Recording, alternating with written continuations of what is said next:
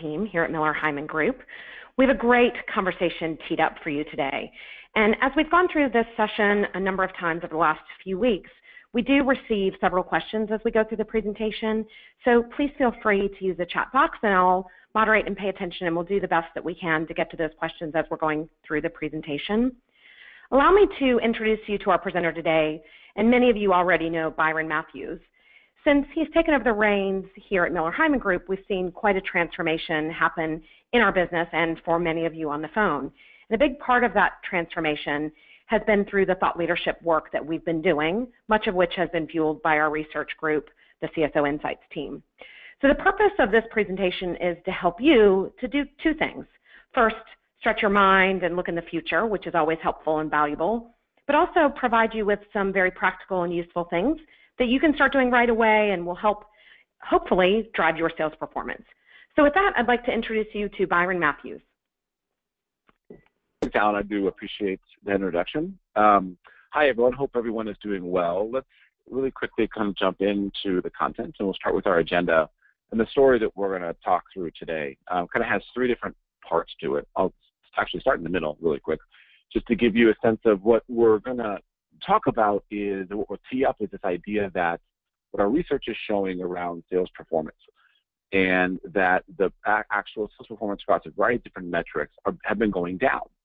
But instead of really starting there, what I want to do is move to the left a bit and talk about, well, why is that? So what's actually going on in the marketplace that is causing some of the issues that many organizations are seeing in terms of performance? And then finally, over to the right, we'll spend the majority of our time talking about what does that actually mean then. So what should organizations actually be focused on now and in the future? We're calling it the Future Four, kind of four very specific capability areas, if you will, that need to be built up to find success in the future. So let's start with the broader marketplace and what we're actually seeing going on. And again, for you in your seat, thinking about this, one of these may have more impact than others, or maybe a few of them do. But these are some broader marketplace trends that we're seeing that are impacting ultimately the challenges related to selling organizations, and what we believe are impacting some of the actual results that we're seeing in sales performance. So four things. Number one is digital disruption. Number two is the urbanization of emerging economies. And number three is productivity in the aging workforce. And four is this notion of invisible sector boundaries, this idea that that industry boundaries are sort of falling apart and being replaced by kind of interconnected ecosystems. And so we'll get through some of those examples. So what we'll do is we'll kind of walk through each one really quickly. And again, what I'd like you to think about is how does this trend specifically impact my industry and or the selling organizations within the industry? So number one, digital disruption. I would imagine this is across the board. I mean, this is no doubt, no surprise here in terms of the amount of disruption that's going on. 72% of organizations anticipate facing digital disruption. So the question is, how ready are they to face some of that disruption? You can see here some organizations are more vulnerable here than others. But the question is, well, what does this all actually mean? So if there's all this digital disruption and digital capabilities are now becoming required to become differentiated, how ready are organizations? Specifically, think about that on the selling side. Right? I mean, reaching your customer is becoming more difficult. There's more content. There's more digital content available for buyers. We all understand, that buyers are more informed by the time they actually get to sellers. But are they better informed? And so, because there's so much content out there, what does all this mean? And what kind of capabilities do you need as an organization to actually compete? The second one, urbanization of emerging economies. This is really some powerful statistics here. And again, this trend impacts different organizations and different industries, much differently. So to start with some of the facts, 65 million more people are living in cities every single year. So there's this huge vacuum of people moving into cities in specifically emerging economies. that equates to, the stat is amazing, that equates to 7 new Chicagos every single year. Just think about that, 7 new Chicagos every single year. But what that actually does is, that means that competitors emerge, right? There's more competitors, industries that were fragmented become a bit more, more consolidated, can become more fragmented in terms of competition. You need to, organizations that are global, need to understand how to penetrate these large, emerging markets. That's often difficult. You got to think that there's a lot to consider there as it relates to how do you effectively enter a market. And so we're seeing some of that as it relates to some of the results as well. Let's talk about the third one, productivity in the aging workforce. So just think about this equation up top, GDP equals productivity growth and labor growth, right? So pretty basic. But what if labor growth, as it's being projected over the next 50 years compared to the past 50 years, declines? In order to get GDP growth, that means you need to increase productivity in a shrinking labor market. And so that has many challenges to it. And there's a lot of selling organizations that require or that feed on this idea of the labor growth increase. So if that is decreasing, how else do you grow? And what performance issues may be around the corner? So a lot to think about regarding labor growth decline. And finally, invisible sector boundaries. I mean, this is one where a lot of debate around these 4 internally as we did all of our research and thought about different trends that would be impacting different businesses and specifically sales organizations. This is one that may not be pervasive across everybody today, but I think is a very emerging trend, if you will, in the sense that we're going to see more and more of this. 81% of 2,000 businesses and IT executives that were surveyed believe that in the future, industry boundaries will dramatically blur and platforms will reshape industries into interconnected ecosystems. So what's essentially happening is very transformational M&A activity where industries are acquiring, or businesses across industries are acquiring each other or providing partnerships and relationships that cross these boundaries. Amazon moving into with Whole Foods is a good example of one. Dramatically, shifts and impacts food services industry, specifically sellers in that industry. But there's other examples. There's one I'll share in a second around telecommunication companies moving into healthcare systems. And so this idea that as industries begin breaking down and organizations operating through this kind of interconnected ecosystem, sellers representing that have more challenges. They have more sophisticated requirements in terms of how they go to market. All right.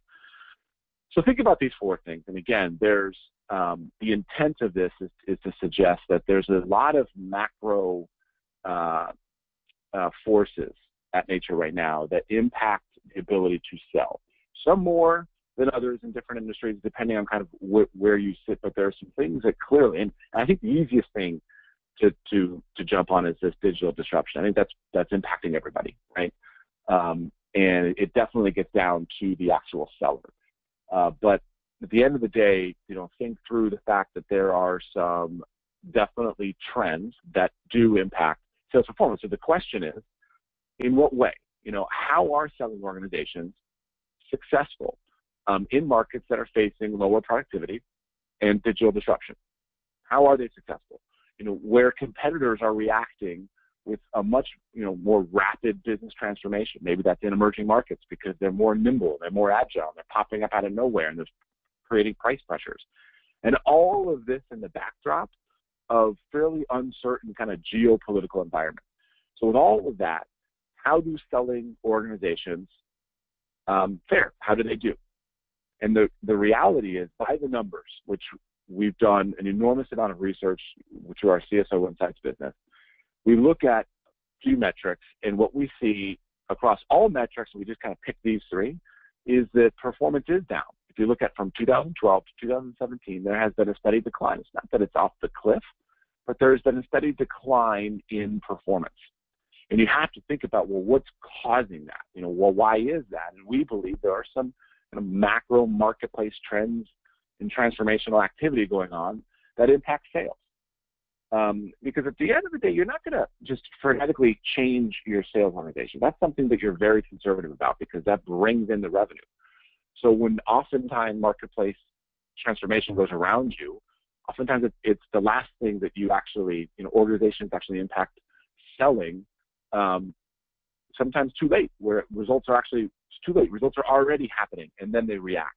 And so I think that's the phase that we're in right now. Across win rates, rep performance, and company results, we're actually seeing a decline. So let me try to tee this up in a different way.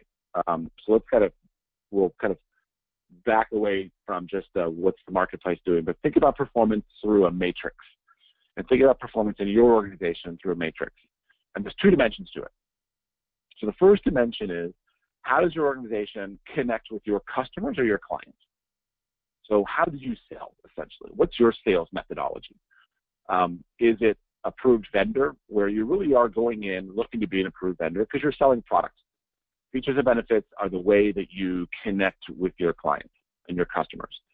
The next one is a preferred supplier, where that's actually still what you're doing. From a product standpoint, that's what and how you sell. You are product-oriented in the way that you connect with your customer. Having said that, you are a preferred supplier, so the selling organization understands how these products add value to the customer because there's a relationship there.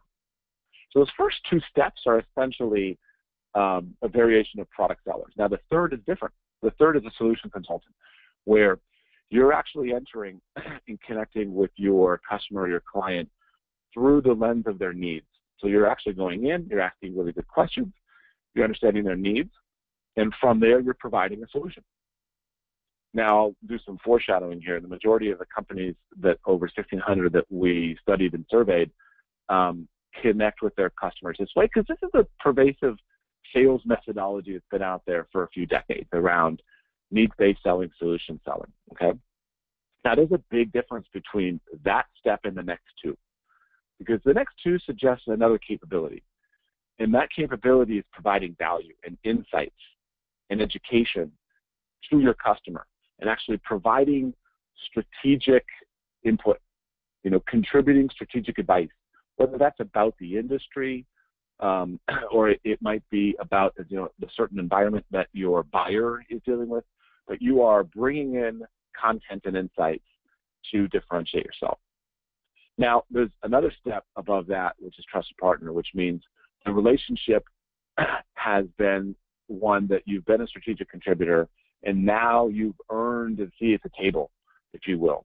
You have earned the ability to be part and parcel to the way that this organization makes decisions. They bring you in as a partner related to how they think about their strategic initiatives.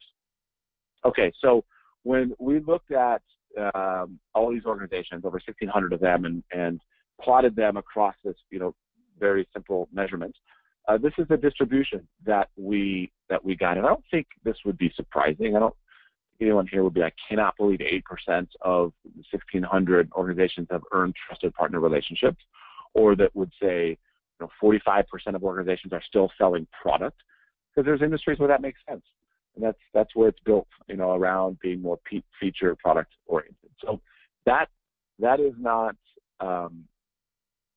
surprising. It certainly wasn't surprising to us. But let me map another dimension of this matrix from left to right. This is more internally. This is about how do you operate as a commercial team. So how do you operate from a process perspective? Is it random, meaning you have, I'm just going to be a rep, and you're going to be as good as they are. So you just send them out. There's no process. There's no playbook. There's no, you give them some training and then some skill stuff, and they just go out and operate. Or is it informal, where an informal process means you actually have a process. There's a place somewhere in that organization where this is documented. You have a funnel. There are stages to go from one stage to the next. There are selling actions and buying actions that are required before you move to the next stage. And there's a methodology that brings the right mindset and capability to drive through each of those different stages. However, you don't have organizational execution. Not everyone uses it. Some people do, some people don't. The difference between informal process and formal process is clearly that you have all those things in the informal process, but not everyone follows it. In the formal process, everyone follows it, meaning you actually have organizational execution across a common methodology, process, and you have tools and capabilities to support that. Now, the difference between a formal process and dynamic is you have all those things within a process, but now you have metrics. Because everyone organizationally is executing under a process, you have the ability to understand what is going on within those processes, what's going on underneath that methodology. And you're agile, and you're able to make adjustments. You can adjust things like talent and teams and structure. You can adjust things around your process and methodology to always get better, to always improve those metrics. Now, when you bring that together in terms of the organizations that we studied, 38% are informal. Again, I don't think that would be surprising. I think a lot of organizations strive to have a formal process. That's why they make the investments in a methodology or process design and playbooks and all the things, all the motions, all the things that are necessary that they believe that if operating as an organization, we will get better. But that adoption is challenging. There's, honest challenges to that. So 38% of organizations just aren't there yet. Where you get about half the organizations are able to achieve that informal process and dynamic process. So let's put these two things together. And of all the organizations we looked at, this is the distribution when you actually plot them on this matrix. When you have 25% of the people of the organizations at level 1, 48 in the middle, which makes sense because the majority of the people are informal, but they're solution consultants, meaning they, the methodology, the culture in which that business operates is go in, ask really good questions, and try to understand their needs. And there's process to help them around that, but it's just not organizationally executed. To 27% really being in level 3. Now, this would be, this is interesting. So the question is it important? Is this distribution and this way of looking at performance important? It's only important if I were to tell you that being in level 1, you are less successful by the metrics, by performance, by results than if you are in level 3. Now, intuitively, we would tell you, well, we believe that to be true. If you are a trusted partner or strategic contributor and you have formal and dynamic process, that organization is going to execute better. It's going to have better results. And that is exactly what we found. So as we plotted all the 1,600 plus organizations on this matrix and got all their metrics and really tried to understand, it became something that was interesting to quickly move to. This is very important because of the actual results mattered. And the actual results came with moving northeast, becoming, having better process maturity and having a more strategic way to connect with your clients provided better results. Now, the interesting thing here that we also looked at is we've been doing this study for 2007. And every year, we remap, organizations on this. And one of the things we've seen is even within each level, performance from 15 to 17 has slightly gone down. So even when you're achieving a dynamic process and a trusted partner, performance is still slightly decreasing at an aggregate level. I think what is going on there goes back to the first part of our discussion. I think there are some very real market dynamics and very real transformational activity that impacts selling organizations. And the reality is the speed in which selling organizations are reacting to that, let alone not even proactively, but reacting to that, is slower than the actual impact that it's being made. That gap matters, and that gap is what's creating some of the performance issues over time. Okay. So, what does it take to reverse that trend? Let's move forward now. So let's talk about what does it take, what does a selling organization need to look like? What does a selling organization need to invest in the future to serve that performance issue and to really outperform its competitors in that specific marketplace? And here's what we think, the basic premise of what that organization needs to look like. It requires a value-added mindset. So the selling organization requires a value-added mindset, which we'll talk about in a minute, and a consistent approach that gets to common execution that promotes very real agility and flexibility needed to win in a very fast-changing market condition. So what we believe is selling organizations need to be value-added first. They need to be common and a standard approach of execution, but incredibly flexible. So how do you achieve that? There are 4 things that we believe organizations need to invest in to achieve that goal. Number 1 is sellers need to be thought of and execute as value engineers. They need to find ways to engineer value for buyers during the process of trying to sell.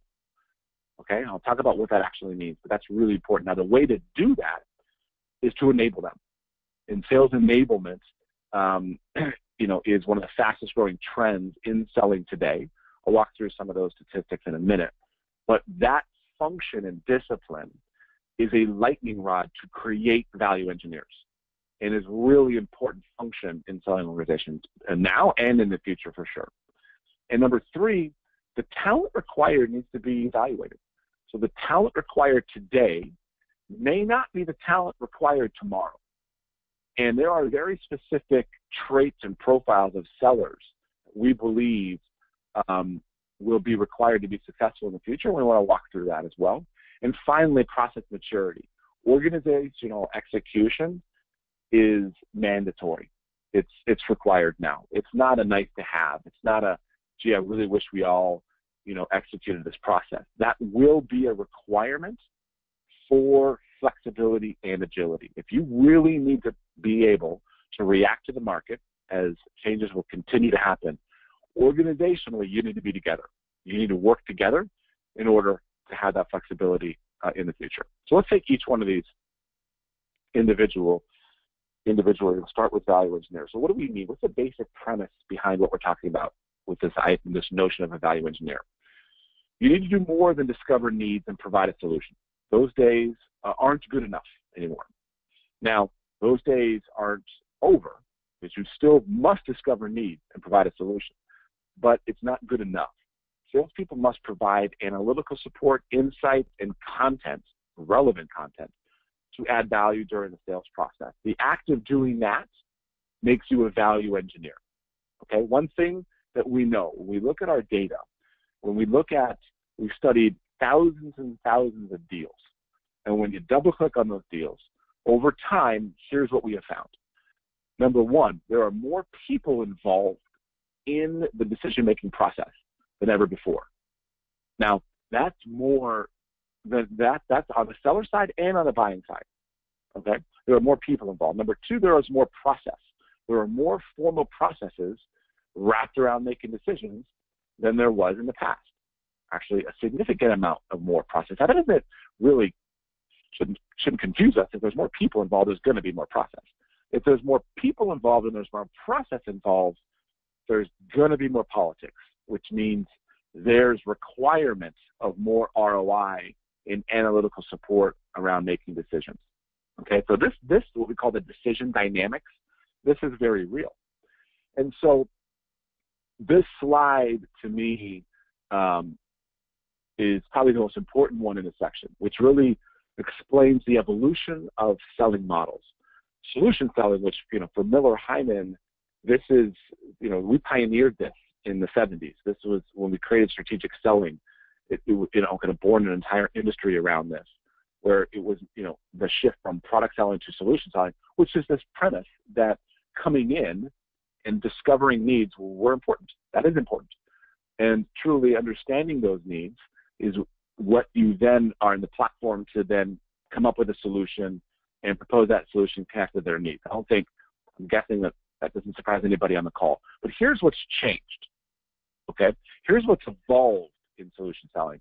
It hasn't ended solution selling, and this is where there's some noise out in the market around this. See, solution selling isn't over, but it has evolved, and here's how it's evolved. Is you still must understand their needs, and you still must get to the point where you see what they're trying to get done. But here's what you got to add. Here's what's the second thing you need to do. You need to understand your clients or your customers, what's going on in their world. So what's going on between your customer or your client and their customers? What is that relationship? What are the dynamics going on in that relationship? What are the dynamics going on with competition related to your customer? What are their growth drivers and what are their differentiation? So understanding their world in the context, this is the most important part, in the context of understanding their needs allows you to bring value, what we're calling perspective, to your customer. That enables you to differentiate in the way that you sell. This is how you move from a solutions consultant to a strategic contributor, because you're bringing actionable insights and relevant content. Now, think about sources of this value. So when you think about those 4 areas of your customer's customer, the differentiation, the value drivers, think about what you're looking for as you're looking at the relationship between your customer and their customers, or their competition, or their value drivers, or their differentiation. Think about a few things. What unrecognized problems does your buyer not see in each of those 4 things? What unseen opportunities? What unanticipated solutions are they not seeing? And what capabilities can you bring to bear? So as you think about the dynamics between your customers and their clients or their competition, what other capabilities, and again, this is why knowing your customer needs are important, because they may not even see potential needs, and what capabilities can you bring in? What interconnected ecosystem are you a part of, where there's other capabilities that you can bring in, and maybe it's just part of other parts of your organization, but there are things that you can bring to bear to help them see other issues going on. This is how you become a value engineer. This is how you do it. You think about your client's world through these 4 value drivers. And from there, you add a perspective or insight or value. And that is how you differentiate yourself in today's selling world. All right? Now, to operationalize what we just said, or what I just said, is not easy. You can't just use these words and all of a sudden salespeople are value engineers. This requires muscle. This requires capability. This requires process. This requires tools, content. This is a bit of a transformation for many organizations. The lightning rod to this, I think is what I used earlier. The ability to do this is sales enablement. So to compete, sales organizations need sales enablement and deploy tools to reduce tedious activity, which I'll talk about in a second, and allow for flexibility and provide analytical support during the sales process. So one of the things that is the fastest growing trend out there is this emergence of sales enablement. And I believe, and we believe, it's because of what we're seeing. It's because these pressure sales organizations are seeing on performance. It's because pressure of how do you differentiate yourself in the sales process to become a value engineer. Sales enablement is that answer. It creates efficiency and effectiveness of a funnel. Very different than operations. Okay, operations is defining a funnel. It is, making sure you've got comp plans and territory plans and designs and all that. But it's not necessarily all focused on the efficiency and the effectiveness or the productivity and the performance of the funnel. So think about this equation down there, A times Q divided by T all over D.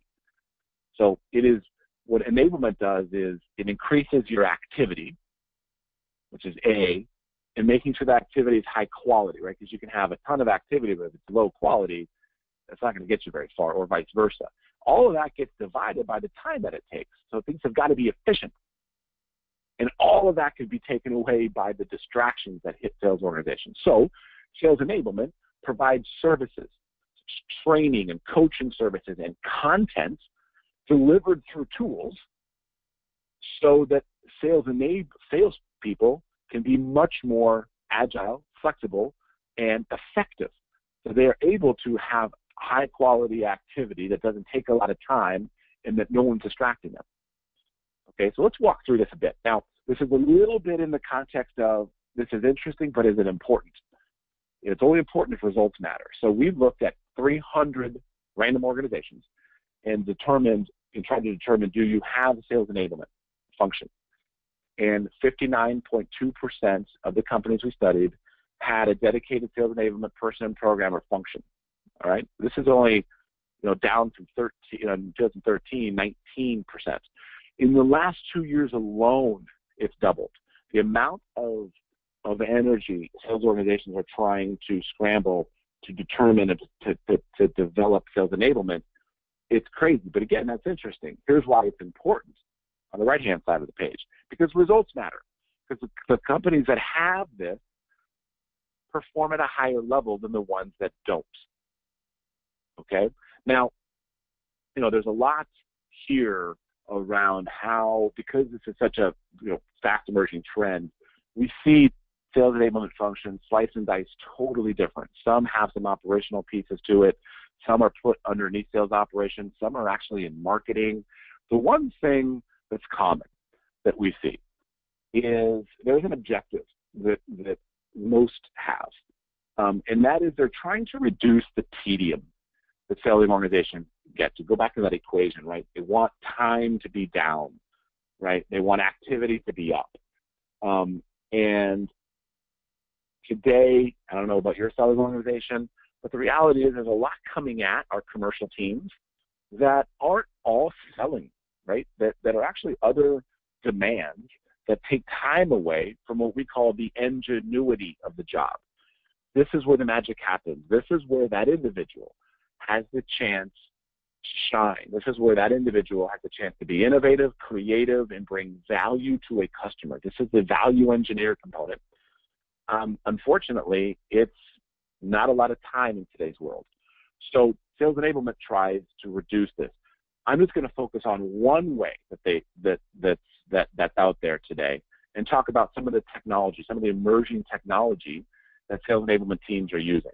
Okay, this is just one thing. We can spend an hour on each one of these topics, but there's been a lot of focus on AI technology in sales and sales enablement tools. And is it really driving down tedium to increase ingenuity? So let me talk about kind of a couple of the trends there, and then we'll move on because this is a much broader topic. But I want to start by, by separating out what's real AI and what's not. Right? Analytics and big data, that's not AI. That's where you get some good insights. But AI is actually not. But AI is actually not driving the technology in the sense that it's not developing from itself, right? There's a big difference between big data and deep learning and machine learning where the technology actually improves itself. It writes business rules. It sees patterns in behavior. It sees patterns in data and suggests business rules to act upon those. And then they've got general purpose, which goes well beyond that, where it's actually creating code. But in today's world, there's about 50 to 60 organizations that raise their hand and say, we have a sales enablement tool, it's a piece of technology, it's got machine learning in it, it's got AI capabilities. When we've studied those companies, talked to those teams, talked to their customers, there came down to 18 that actually had the ability to do this, okay? And so I'll talk about a few of those examples, one in particular. But there's one thing that's this is all predicated on, and we've got to kind of believe this in the future, in that your behavioral data, the way sellers act, behave, the things they do will be captured and analyzed in the future. I mean, this is a silly example, but one that gives you a sense of where things are going. It was almost a year ago now. I think it was definitely over 6 months ago. I was in Asia talking to a large technology company that everyone's heard of, the brand everyone's heard of, and they were not to say piloting, but researching and developing a sales Fitbit. And this idea is this device would sit on your wrist and it would monitor and measure everything that you're doing. It would know your calendar, and it would provide you insights on your behavior. And it would record things at times in meetings, and it would, again, measure your behavior. And at the time, they were trying to map that to content that could be provided to improve behavior. Now, this was early stages, and I don't understand really where they are right now in that concept, and I don't know if they'll ever even come to market. But the fact that almost a year ago, large technology companies were thinking about this suggests that I believe in the future all your behavioral data will be captured, will be understood, will be analyzed. And that transparency will set the foundation for technology to help you. Here's an example of one that's actually available today. We're on a webinar system right now. Now, we're not using the system that I'm using in this example on this page, but there's innovation going around webinar capabilities where there's software on that listening and transcribing everything we're saying. And if we were in a back and forth dialogue in a sales motion, I could be asking questions and you could be answering those questions, and we could be in a sales situation. There could be an agenda. Well, the software would know the agenda.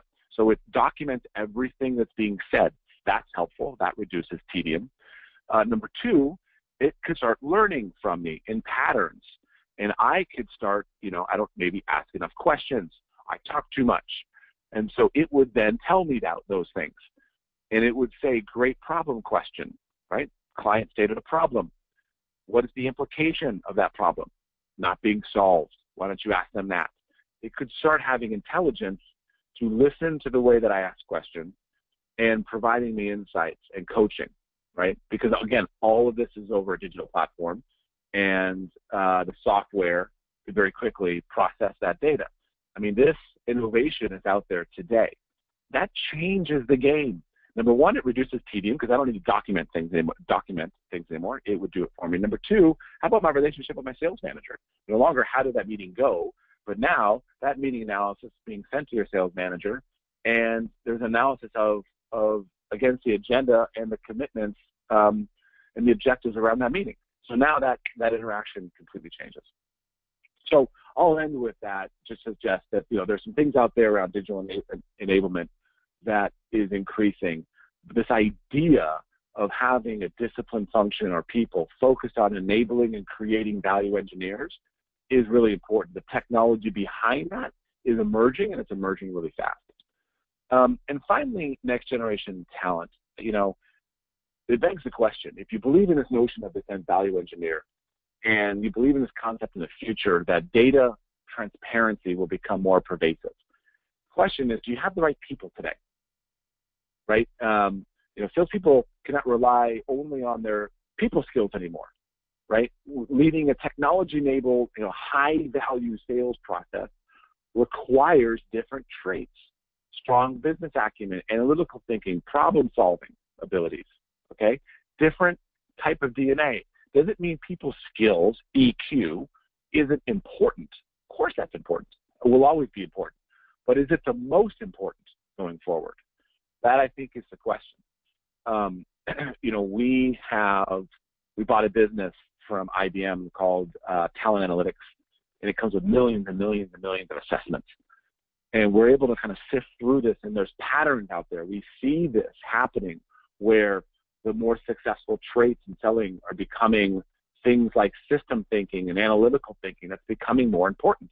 So think about this trade-off between an individual. On the left-hand side, you have influential traits, emotional intelligence. On the right-hand side, you kind of have that IQ or that analytical traits, insights, reasoning, right? Today's profile, again, requires both. Let's be honest about that.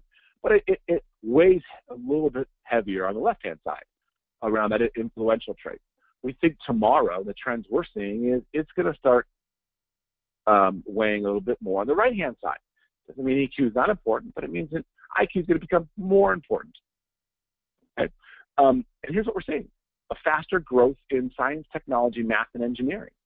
Right? There's more STEM backgrounds entering sales than ever before. It's a crazy thought, right? Because STEM backgrounds and people trained in that are better problem solvers in technology-rich environments. The idea of having data completely transparent and leveraging that and really studying your client's world and looking for all these various different drivers and unanticipated solutions, that's complex.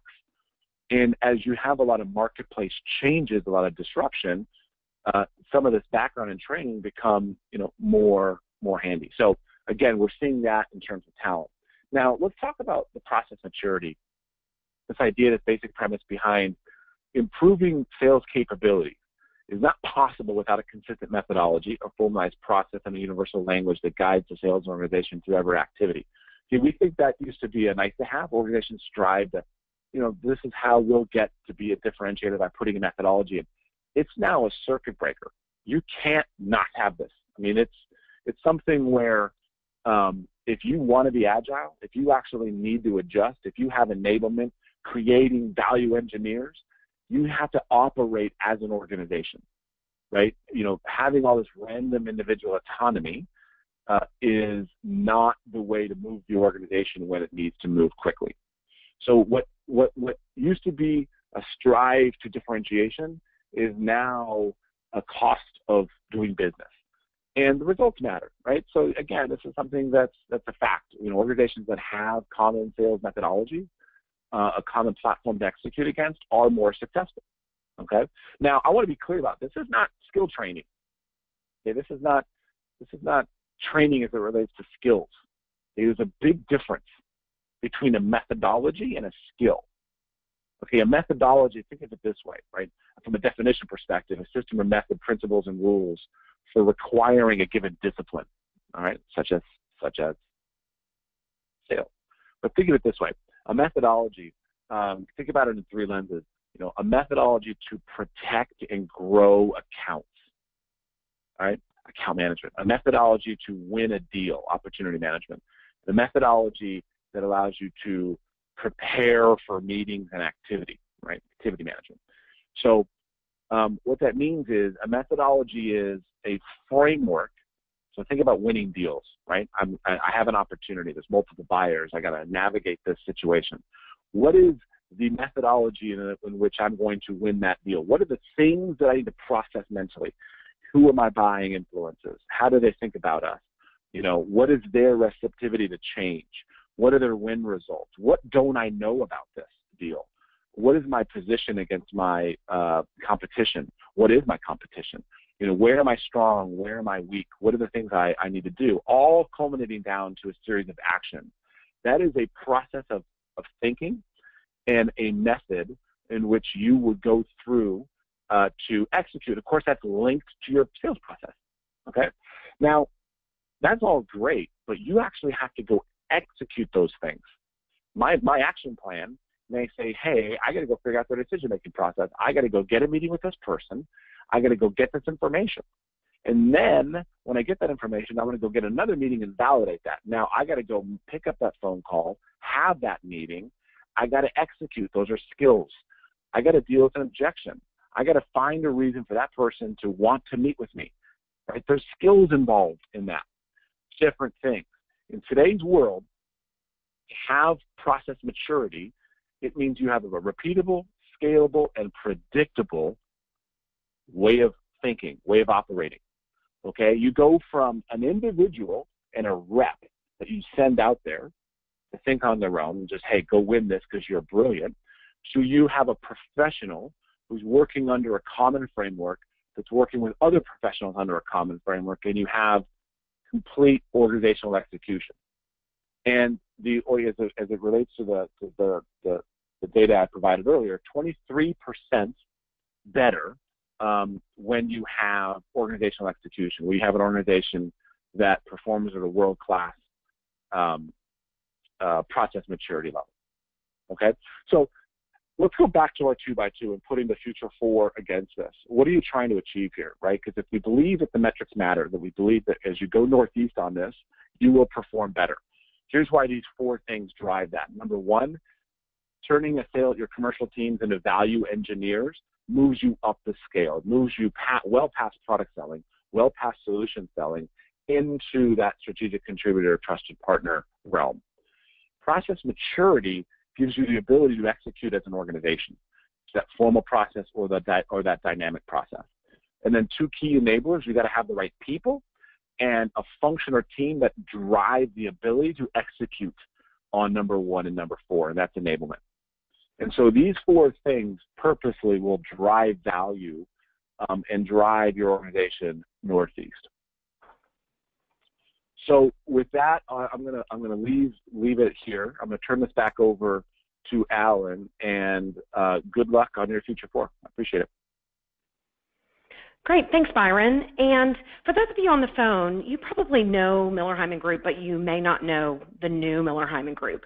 And we've included a slide to give you a little bit of a framework to think about our overall capabilities. And the way that we think about improving sales performance cuts all the way from training and enablement all the way through professional services. And it's all about the alignment of the organization to improve sales performance and the execution.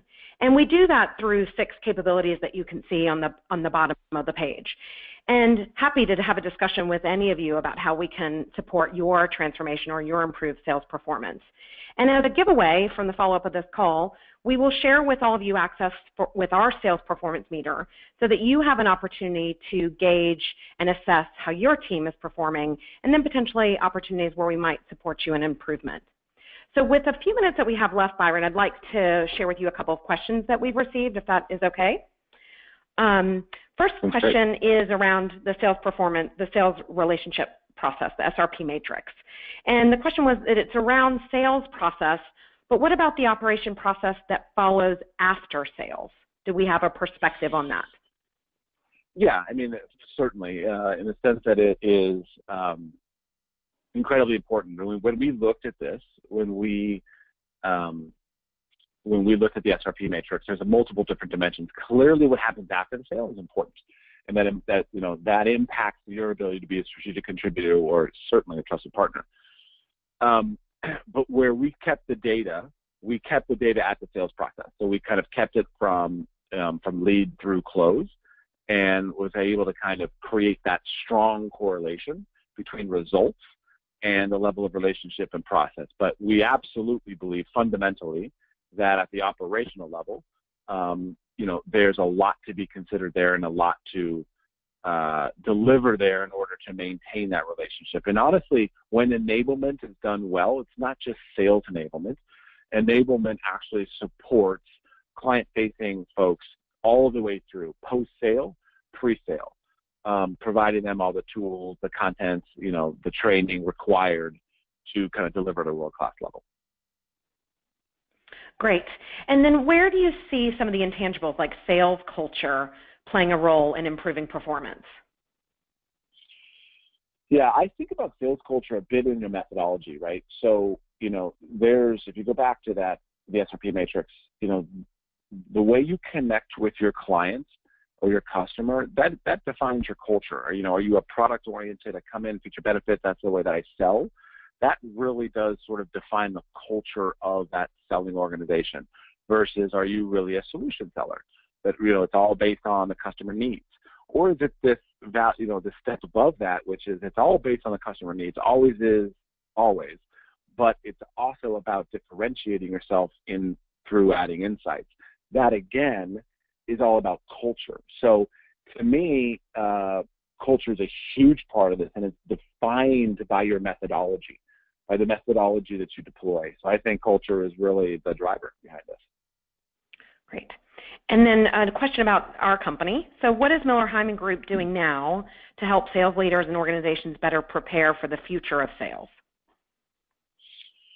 Well, I think you hit on it pretty well in your slide before it talked about kind of our 6 capabilities. I mean, we have completely transformed our business to accommodate the idea that organizations need to be value engineers, right? So our methodologies have evolved to help evolve its solution selling core, to ensure that we're helping our clients transform their sales folks into value engineers. We've established a consulting business all around helping us, create sales enablement teams and providing the right content and tools necessary in training services. And, when I think about our talent, this is a huge area. I mean, we've got more talent work than we've ever had before, which is because customers are really trying to understand, do they have the talent for the future? So all of our predictive assessment modeling is in play, and we're really able to kind of help our clients think through the challenges around that next generation talent. Great. And then one final question. Is the future of sales more art or more science? I totally asked that. So here's the deal. It'll always be both. It's clearly accelerating on the science side. I think 10 years ago, if we would ask that question, people would say, science what? Now, most people think it's science, but it's always going to be both. It's just accelerating on the science side, and that is requiring a new way of thinking, and you don't want to get too far behind. And so this is the call to action, is think ahead, think what's actually happening, what's required in the future, and that's the purpose of our Future Fork. Great. Thank you, Byron, and thank you for everyone on the call. We're delighted that you were able to join us, and any follow-up questions, please feel free to reach out. Some of our staff will likely reach out with you and share the deck or answer any other questions you might have. So with that, I will adjourn our call and say thank you for being there. Thank you.